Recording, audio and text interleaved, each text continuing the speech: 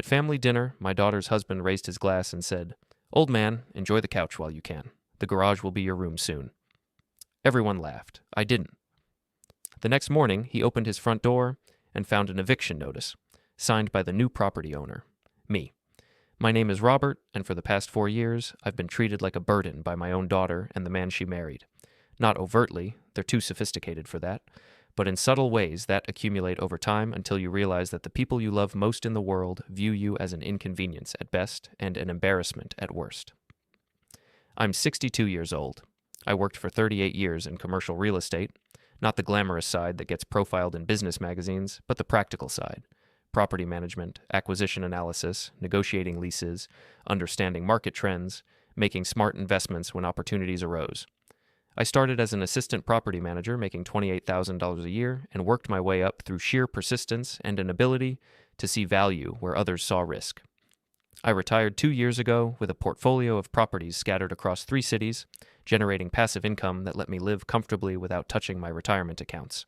Not wealthy by my son-in-law's standards, but secure. Independent, financially sound. But my daughter Sarah and her husband Derek never asked about my finances. They made assumptions based on appearances. The fact that I drove a 10-year-old truck, lived in a modest 2-bedroom condo, wore practical clothes from department stores rather than designer boutiques. They decided I was struggling, barely getting by, one emergency away from destitution, and they treated me accordingly. It started at their engagement party 4 years ago. I'd flown out to Seattle to celebrate, brought a bottle of champagne that cost more than I usually spent on wine, but seemed appropriate for the occasion. Derek had taken one look at the label and smirked. Before we get into it, don't forget to like and subscribe, and hit hype to boost this episode. Drop a comment below with your city or country. I'm always curious where viewers are joining from. Thanks, Robert. We'll save this for casual nights. Not thank you. Not how thoughtful. Just a dismissal that made it clear my gift wasn't up to his standards. Sarah had laughed nervously, squeezed my arm, whispered, "Dad, you didn't have to." But her eyes said what her mouth wouldn't. She was embarrassed. Embarrassed that her father had brought a $40 bottle of champagne to an engagement party where most guests arrived with $200 bottles or expensive gifts from their wedding registry. I should have recognized the pattern then, should have seen what was coming. The engagement party was held at the Whitmore family estate, an actual estate with manicured gardens, a tennis court, and a view of Puget Sound that probably added $1 million to the property value. Marshall Whitmore, Derek's father, had made his fortune in commercial real estate development, the flashy kind that gets featured in business magazines and architectural journals. His projects were all glass towers and mixed-use developments with names like the Paramount and Skyline Commons. I'd worked in the same industry for decades, but on the practical side, managing properties, analyzing deals, maintaining buildings. I'd never developed anything flashy, never had my name on a building, never been photographed for a magazine profile. I'd just quietly accumulated assets while Derek's father loudly proclaimed his success. At the engagement party, Marshall had pulled me aside for what I thought would be a friendly conversation. Instead, it was an interview disguised as small talk. "So, Robert, Sarah tells me you're in real estate too?" "Property management mostly. Some investment properties." "Ah, the landlord business." He'd said it the way you might say the trash collection business, acknowledging it existed, but clearly viewing it as beneath notice. "I imagine that's quite different from development. Much more hands-on." Translation: much more blue-collar, much less sophisticated, much less impressive. "It has its rewards," I'd said neutrally. "I'm sure. Someone has to manage the buildings, after all. Can't all be visionaries." He'd laughed, clapped me on the shoulder, and moved on to more important guests. That conversation set the tone for every interaction I'd have with Derek's family over the next 4 years. They were the visionaries, the successful ones, the people who mattered. I was the building manager, the forgettable man from Sarah's past who'd done an adequate job raising her, but was now properly replaced by Derek's superior influence. Sarah had changed after meeting Derek. Or maybe she'd revealed who she always wanted to be, and Derek gave her permission. The girl who'd been perfectly happy at State University suddenly talked about how she wished she'd gone to Northwestern like Derek. The girl who'd loved our camping trips suddenly had opinions about authentic travel experiences in Europe.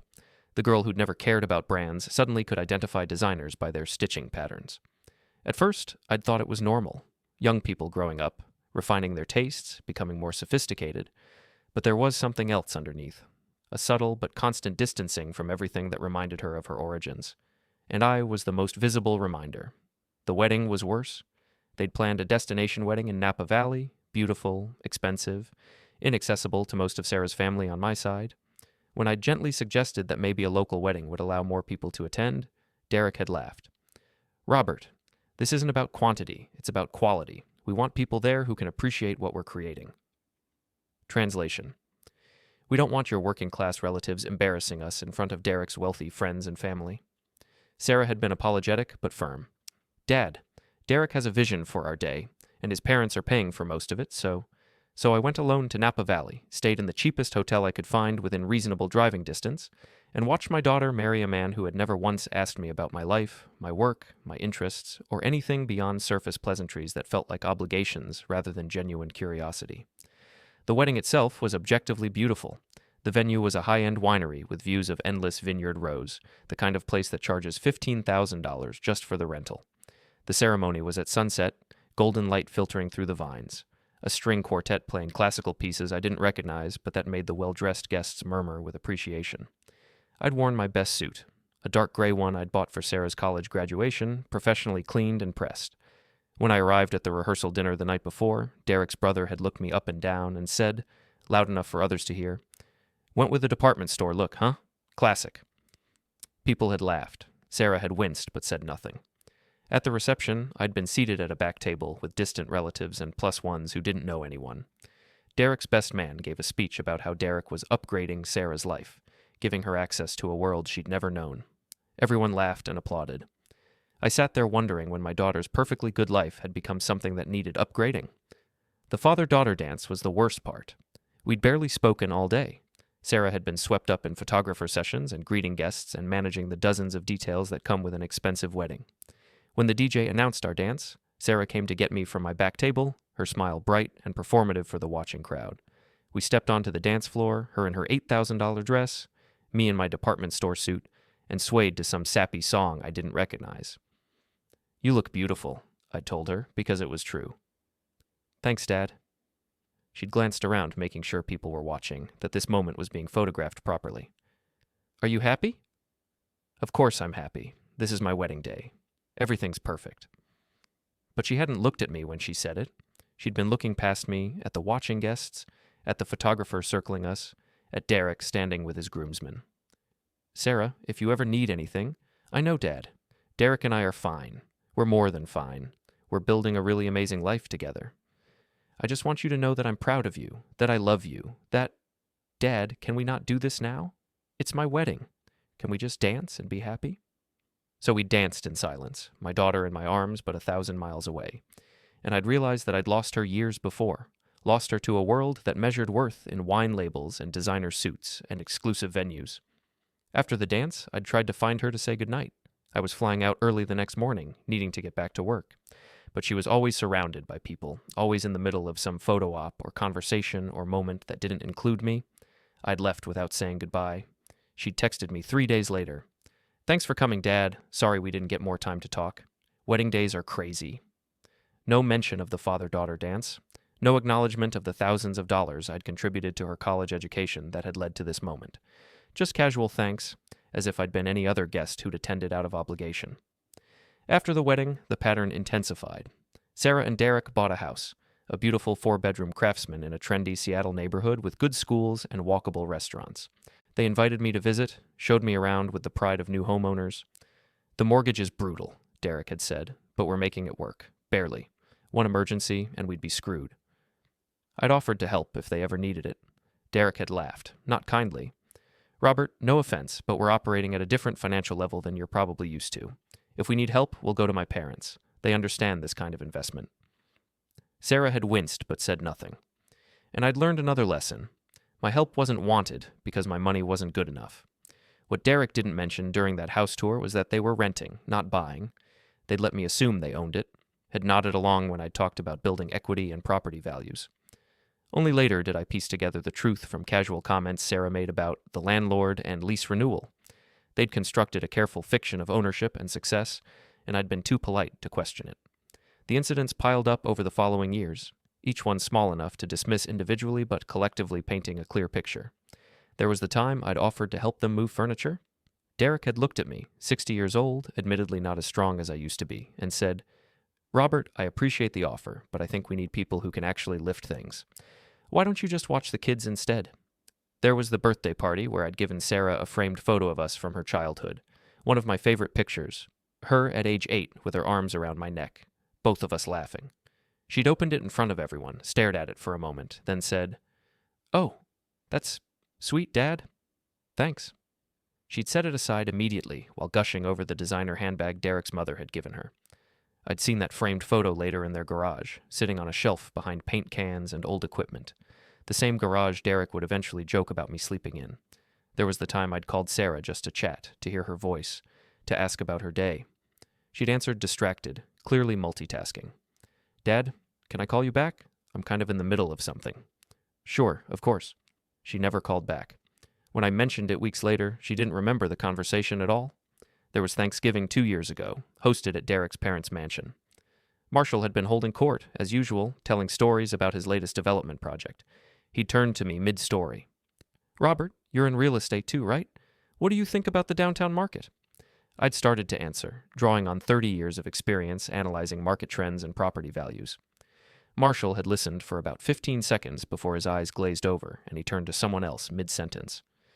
"Anyway, as I was saying about the Paramount Tower project," I'd been literally interrupted mid-word, dismissed as too boring to finish speaking. Sarah had been sitting right there. She'd noticed. And she'd said nothing. There was the time Derek had been complaining about his job, the stress of his workload, the pressure from his boss. I'd offered advice based on my years of management experience. He'd looked at me with barely concealed condescension. "Robert, I don't think managing apartment buildings really compares to what I'm dealing with in tech product development. It's a different world." "Leadership principles are pretty consistent across industries," I'd said mildly. "If you say so." Then he'd turned to his father to continue the conversation, cutting me out completely.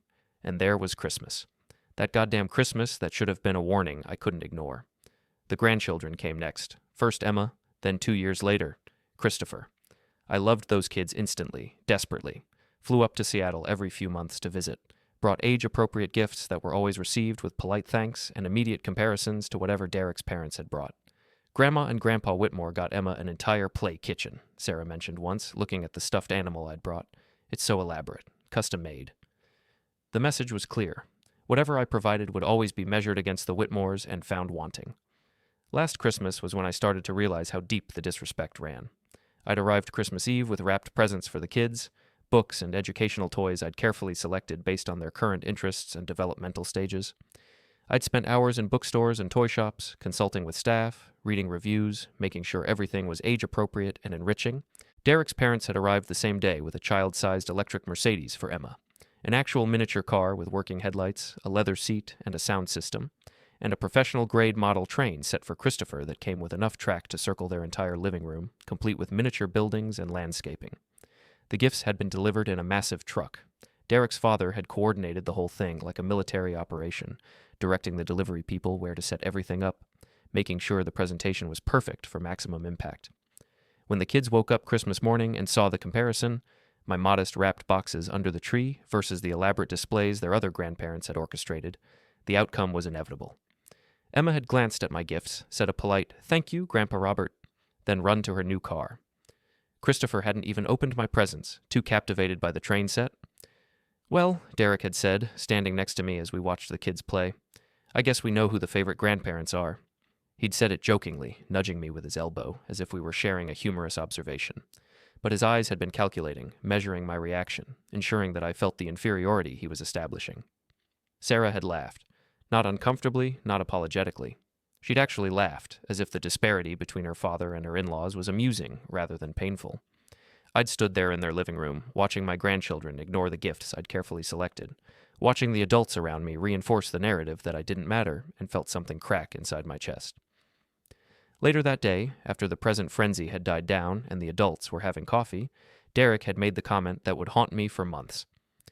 "Robert, you're closer to being a tenant than family at this point.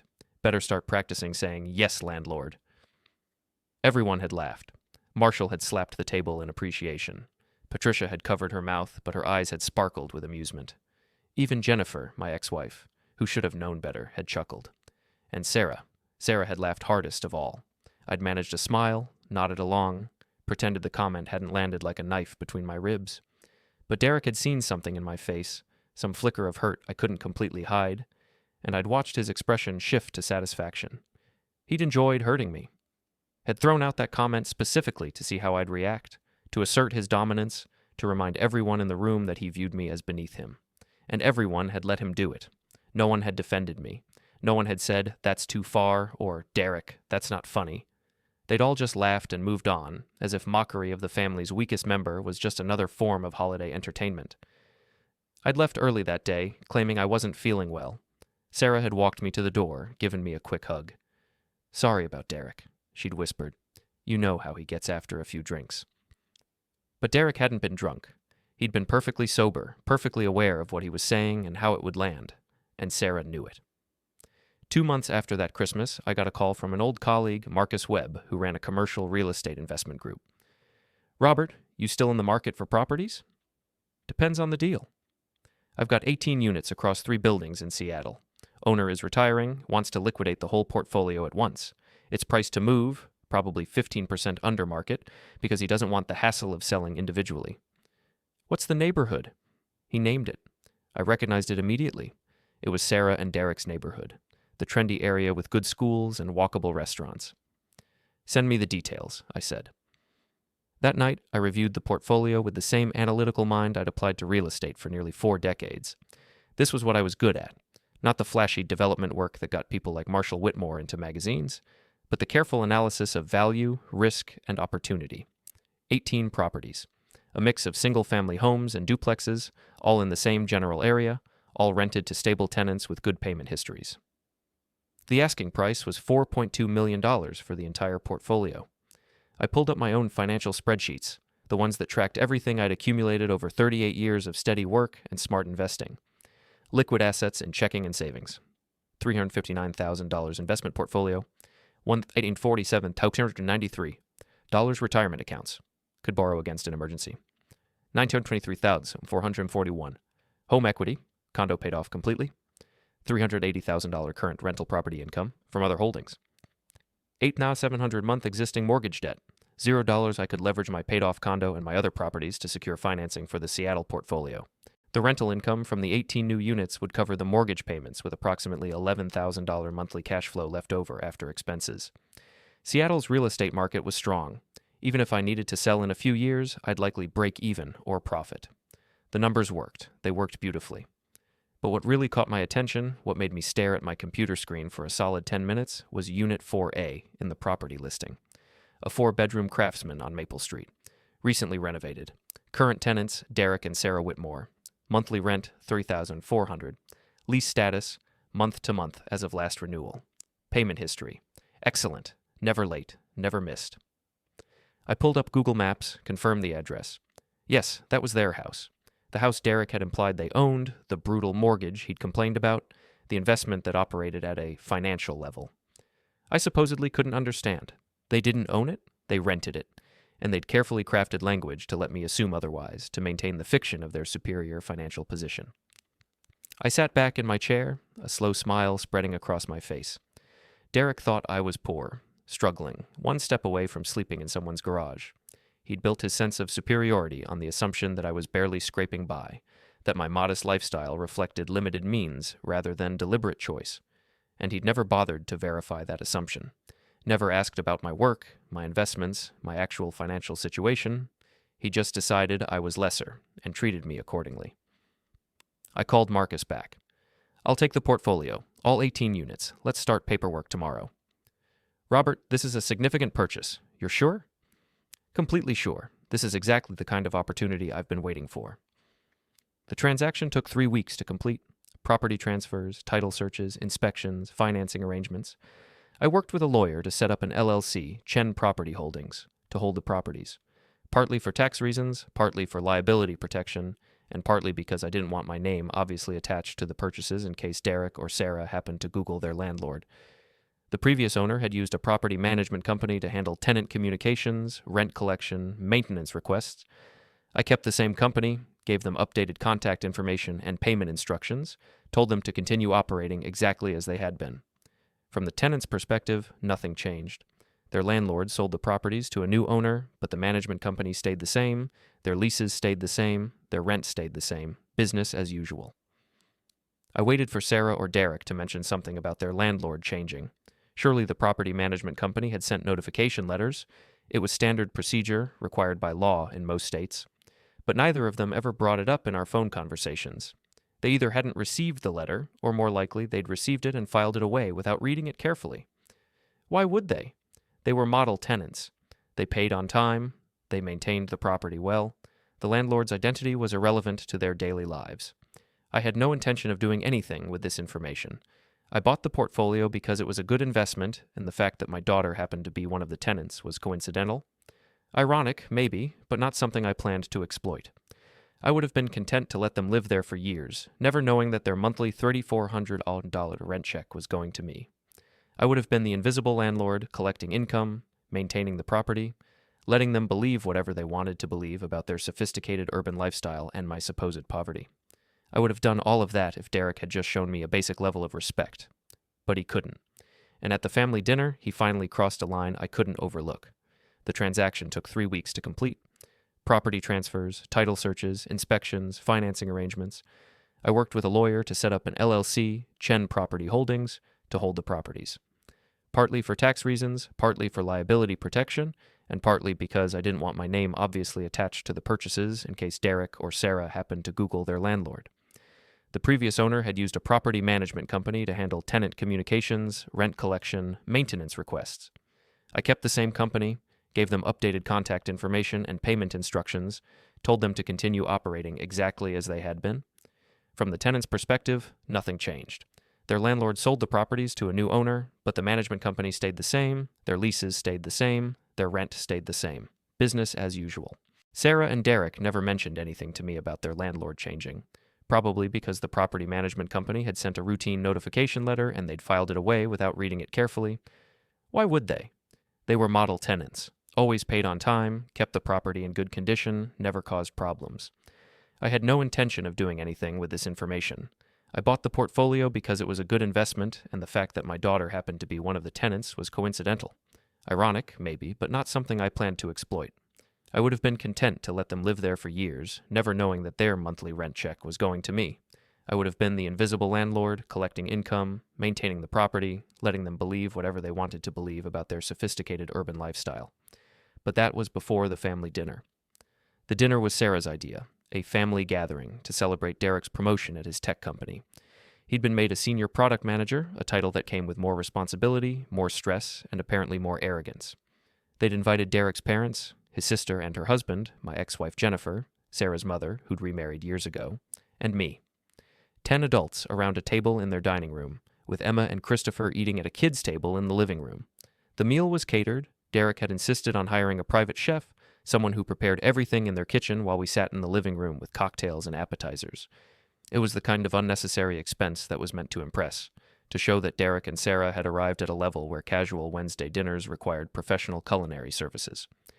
Derek's father, Marshall Whitmore, held court as usual, telling stories about his real estate development projects, the celebrities he'd met, the exclusive clubs he belonged to. Derek's mother, Patricia, asked pointed questions about everyone's lives that were really just setups for her to talk about her own charity work and social calendar. I sat quietly, as I usually did at these gatherings, drinking wine and wishing I were home. After dinner, Derek stood up with his wine glass. "I want to make a toast," he announced, his voice carrying that slightly too loud confidence that comes from someone who's had 3 drinks and thinks he's funnier than he is. Everyone turned to look at him, glasses raised expectantly. "To family," Derek began, "and to everyone who's been part of our journey, my parents who taught me what success looks like." He nodded to Marshall and Patricia, who beamed. Sarah's mom, who raised an amazing woman. Jennifer smiled graciously. My sister and brother-in-law, who remind me that family is everything. Then his eyes landed on me, and his smile changed, became sharper, more amused. "And of course, Robert, Sarah's dad, the old man himself." A few awkward chuckles around the table. I forced a smile, raised my glass slightly. "Robert, I want you to know that when things get tough, and they will, we all know how it goes when you get to a certain age. When you can't pay your bills anymore, when you can't maintain that condo you're in." He paused for effect, timing his punchline. "Don't worry, we'll take care of you. We'll clear out some space in the garage, right next to the paint cans and the old bikes. You can set up a little cot, maybe hang some curtains for privacy. It'll be cozy." The table erupted in laughter. Marshall slapped the table, his face red with amusement. Patricia covered her mouth, but her eyes sparkled. Even Jennifer chuckled, though she had the grace to look slightly uncomfortable. Sarah laughed too. My daughter, who I'd raised alone after Jennifer left, who I'd supported through college, who I'd helped however I could, she laughed at her husband's joke about me living in their garage like a charity case. I carefully set down my wine glass. Everyone was still laughing, not noticing my reaction, too caught up in Derek's performance. "Come on, Robert, you know I'm kidding," Derek said, still grinning. "But seriously, the offer stands. When Social Security isn't cutting it anymore, garage doors always open." More laughter. Someone clinked their glass against Derek's. The conversation moved on, shifting to Derek's promotion and what it meant for their future. I excused myself quietly, claiming I needed to use the bathroom. I walked upstairs, stood in their hallway, and felt something cold and final settle in my chest. 4 years of small humiliations had been building to this moment. 4 years of being treated as less than, of having my gifts dismissed, my presence tolerated, my worth measured by their assumptions rather than reality, and now Derek had publicly declared that I was a future burden, had announced to our entire family that he viewed me as a poor old man who would someday need to be warehoused in his garage out of pity. I looked at the photos lining their hallway, Sarah and Derek's wedding, the kids at various ages, family vacations. There was one photo of me, small and tucked in the corner, me holding baby Emma, looking exhausted but happy. One photo. In a hallway full of memories, I appeared once. I pulled out my phone and opened my email. Found the message from Chen Property Holdings attorney, the one that contained all the final closing documents for the Seattle properties. Property 4A, 847 Maple Street. Current tenants, Derek and Sarah Whitmore. Lease term, month to month as of last renewal. Landlord rights, full eviction rights with 30 days notice per Washington state law. I stood in that hallway for 5 minutes, reading through tenant laws, eviction procedures, notice requirements. Then I called my attorney. "Jonathan, it's Robert Chen. I need you to prepare an eviction notice for one of my Seattle properties. The tenants haven't violated their lease, but I'm choosing not to renew. I want everything done exactly by the book. Legal, proper, uncontestable." "Robert, are you sure? Non-renewal evictions can be tricky. The tenants might fight it. They can fight all they want. I own the property. I'm the landlord. And I'm done being generous to people who think I'll end up sleeping in their garage." I heard Jonathan pause. "This sounds personal." "It is? Can you have the notice ready by tomorrow morning?" "I can. But Robert, once you serve this, there's no taking it back. This will permanently damage whatever relationship you have with these tenants." "Good," I said, "because that relationship is already damaged beyond repair. They just don't know it yet." I went back downstairs, made polite excuses about an early morning, and left. Sarah walked me to the door, hugged me briefly. "Sorry about Derek's joke," she whispered. "You know how he gets after a few drinks." I looked at my daughter and wondered when she'd stopped defending me, when she'd started apologizing for cruelty instead of preventing it. "It's fine," I lied. "I'll see you soon." I drove home, opened my laptop, and reviewed the eviction notice Jonathan had drafted. It was perfect, formal, legal, stating clearly that the property owner had decided not to renew the lease and the tenants had 30 days to vacate the premises.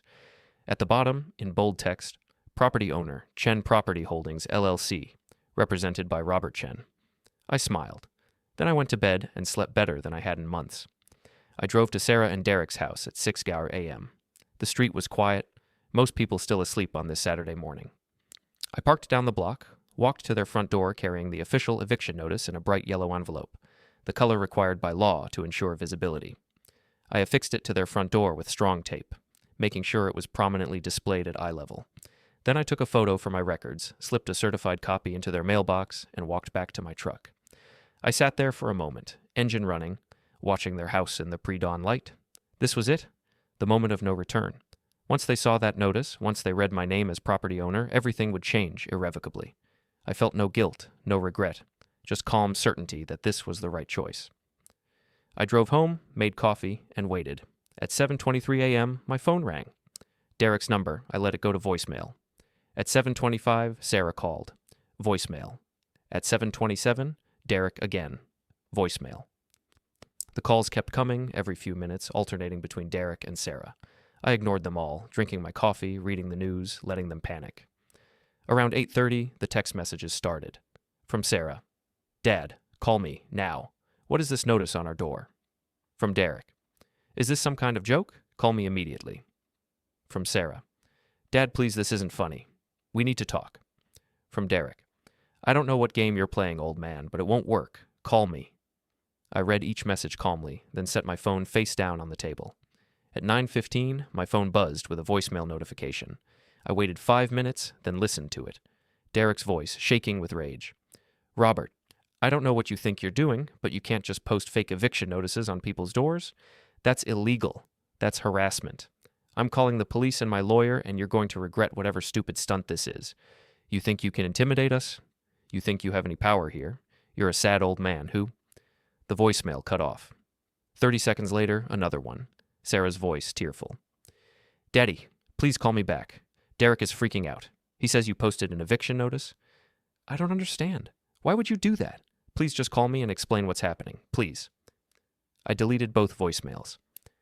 At 10:00 a.m., I got a call from an unknown number. I answered.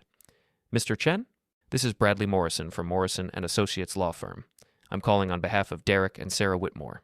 They've shown me what appears to be an eviction notice posted on their rental property, signed by you. Is this accurate? Yes. A pause. I see. And you're claiming to be the property owner? I don't claim to be the property owner. I am the property owner. Chen Property Holdings, LLC purchased the property 3 weeks ago. The title transfer is public record. Your clients are month-to-month tenants, and I'm exercising my right not to renew their tenancy. Everything is documented and legal.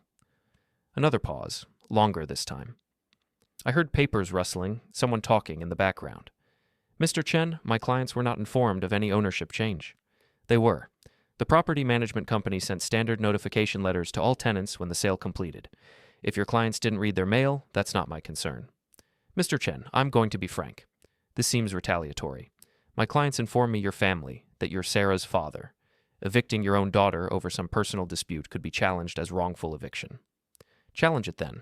I own the property. The lease is month to month. Washington state law allows property owners to terminate month-to-month tenancies with 30 days' notice for any reason or no reason at all. I'm following the law exactly. If your clients want to fight this, they're welcome to try. But they'll lose, and they'll waste their money on legal fees. Mr. Chen, I've said what I need to say. Have a good day, Mr. Morrison. I hung up. My phone immediately rang again. Derek, then Sarah, then numbers I didn't recognize, probably Derek's parents or other family members who'd been pulled into the crisis. I turned off my phone and spent the rest of the day in peace. They showed up at my condo at 6 p.m. I'd known they would eventually. I'd been surprised they'd waited this long. I watched through my window as Derek's BMW pulled up, as he and Sarah got out, as they marched to my front door with the determined fury of people who'd spent all day working themselves up for a confrontation. The doorbell rang, then pounded knocking. Robert, open this door. Derek's voice, muffled but clearly audible. I waited 30 seconds, then opened the door. Derek's face was red, his eyes wild. Sarah stood behind him, her face blotchy from crying, her arms wrapped around herself. What the hell do you think you're doing? Derek snarled, pushing past me into my condo before I could invite him in. I'm exercising my rights as a property owner, I said calmly, closing the door behind them. Rights?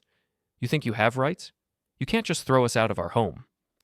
Actually, I can. It's my home. You rent it from me, and I've decided not to continue renting to you. Sarah stepped forward. Dad, please. I don't understand. Why are you doing this? Is this about Derek's stupid joke last night? He didn't mean anything by it. He was drunk. He's sorry. Right, Derek. Derek's jaw clenched, but he managed to force out. Yeah, sorry. I was out of line. Can we move past this now? I looked at them both. My daughter and her husband standing in my living room, offering the most insincere apology I'd ever heard, because they needed something from me. No, I said simply. No? Sarah's voice cracked. Dad, we have 2 kids. We have jobs, school districts, our whole life is in that house. You can't just make us leave because Derek made one bad joke. It wasn't one bad joke, I said quietly. It was 4 years of bad jokes. 4 years of being treated like I'm poor, stupid, unsuccessful. 4 years of having my gifts dismissed, my presence tolerated rather than welcomed, my worth measured by your assumptions instead of reality. That's not fair, Sarah started. You laughed, I interrupted, looking directly at her. Last night, when Derek said I'd end up sleeping in your garage, you laughed. Not a polite chuckle, real laughter. You thought it was funny that your husband was publicly humiliating me. I didn't. I was just. You were embarrassed by me. You've been embarrassed by me for years. Because I drive an old truck and wear normal clothes and don't brag about my money, you decided that meant I was failing. And you treated me accordingly. Derek jumped in, his voice aggressive. So what, you bought our rental property just to get revenge? You're that petty? I bought a portfolio of 18 properties because it was a good investment. The fact that you happened to be one of the tenants was coincidental, but the fact that I'm now evicting you, that's intentional. You can't do this, Derek repeated, but with less certainty now. I already have. You have 30 days. I suggest you start looking for a new place. Sarah burst into tears. Daddy, please don't do this. We'll apologize. We'll make it right. You'll what? I asked. Treat me better because you need something from me. That's not respect, Sarah. That's manipulation. I'm done being manipulated. So that's it? Derek's voice dripped with contempt. You're going to throw your own daughter and grandchildren onto the street? I'm going to stop subsidizing the comfortable life of people who think I'm a burden. You make good money, Derek. You just got promoted. Find another rental, buy a house, figure it out like adults. You're destroying our family over this, Sarah sobbed. No, you destroyed our family when you decided I wasn't good enough. When you decided my love and support were things to be ashamed of rather than valued. I'm just finally accepting what you've been telling me for years. I'm not really part of this family. I'm just the old man who'll someday need to sleep in your garage. Derek took a step toward me, his fists clenched. You're going to regret this, old man. I didn't move. Threaten me again, and I'll call the police. You're in my home uninvited. Leave, now. For a moment, I thought Derek might actually hit me. I saw his hand twitch, saw the calculation in his eyes, but Sarah grabbed his arm, pulled him back. Derek, let's go. Just let's go. They walked to the door. Sarah turned back one more time, her face desperate. Dad, please think about this. Please. The kids will be fine, I said. You'll find another place, you'll adjust, and maybe someday they'll learn that grandparents should be valued for who they are, not what they provide. After they left, I stood in my living room for a long time, listening to the silence, feeling the weight of what I'd done settle over me. I wasn't happy, wasn't vindicated, wasn't celebrating. I was just done. Finally, completely done being treated as less than I was by people who should have known better. Derek and Sarah found a new rental in a different neighborhood, smaller, more expensive, farther from the kids' schools. I heard about it through my ex-wife Jennifer, who called me 3 days after the confrontation to tell me I was being unreasonable and cruel. They're your family, Robert, she'd said. You're destroying your relationship with Sarah over pride. Over self-respect, I'd corrected. There's a difference. We hadn't spoken since. The eviction proceeded exactly as planned. Derek and Sarah moved out on day 29, cutting it as close as legally possible, probably hoping I'd change my mind at the last minute. I didn't. I hired a cleaning service, had the property professionally inspected, and listed it for rent at market rate, $3,800, $400 more than Derek and Sarah had been paying. I had applications within a week, selected a nice family, doctor and teacher, 2 kids, excellent credit, references that praised their reliability and respect for property. They signed a 2-year lease and moved in immediately. On their first day, I stopped by to drop off welcome gifts and make sure everything was working properly. The husband, Dr. Michael Torres, shook my hand warmly.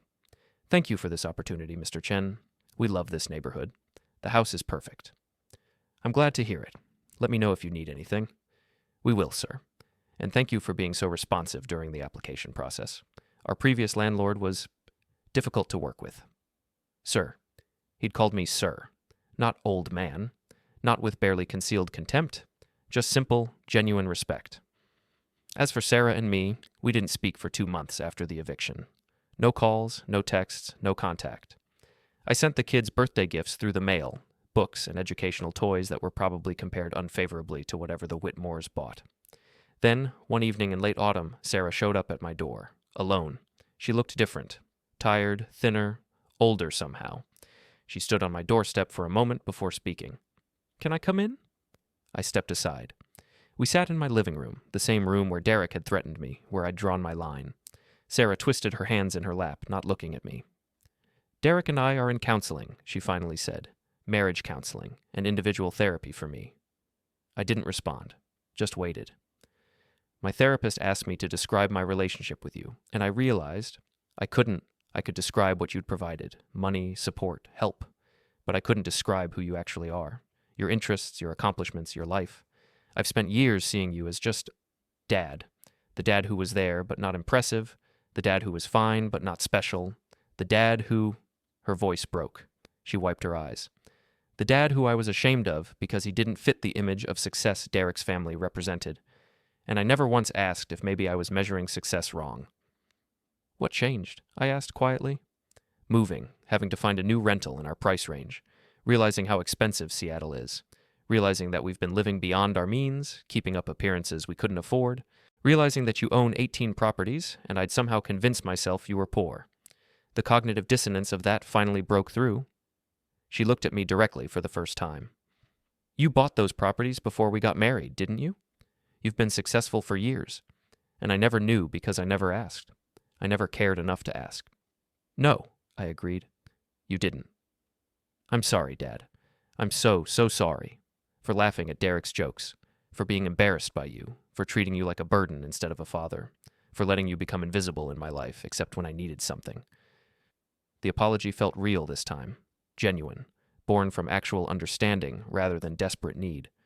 What about Derek? I asked. Sarah's face hardened slightly.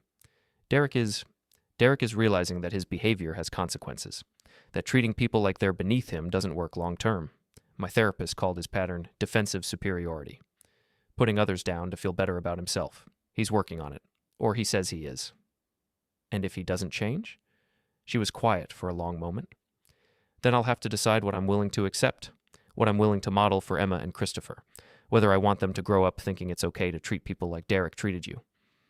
That's growth, I said. Difficult growth, but growth. We talked for another hour, really talked, for the first time in years, about her life, her struggles, her realization that the life she'd been performing for Derek's family was exhausting and empty, about my life, my work, my properties, the quiet satisfaction I got from helping good tenants find homes they could afford. When she left, she hugged me, a real hug, not the perfunctory kind from family dinners. Can we try again? She asked. Can we build something real instead of whatever pretend relationship we had before? Maybe, I said honestly. But Sarah, I need you to understand something. I will never again accept being treated as less than I am. Not by you, not by Derek, not by anyone. The garage comment, the eviction, that all happened because boundaries were crossed that should never have been crossed. If we rebuild, it has to be on mutual respect. Real respect, not just politeness when you need something. I understand. And Dad? The house? The house you rented to that new family. It's beautiful.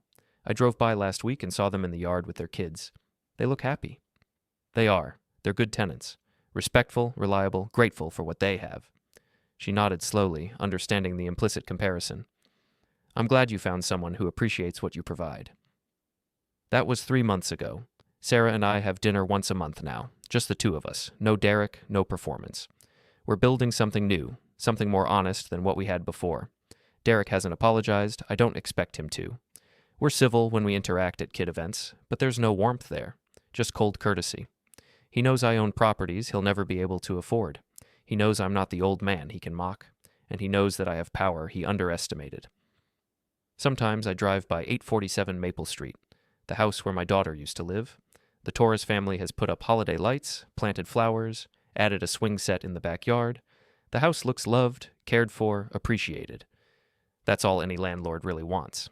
Tenants who value what they have instead of taking it for granted. The same thing any father wants, really. As for my other properties, they're all rented to good people now. People who say thank you when I fix something quickly. People who respect boundaries and pay rent on time.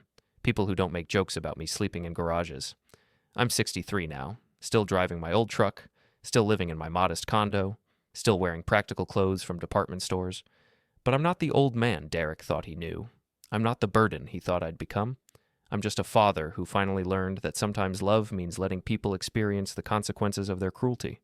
And sometimes the garage they joke about putting you in is actually the house they should have been grateful to live in all along.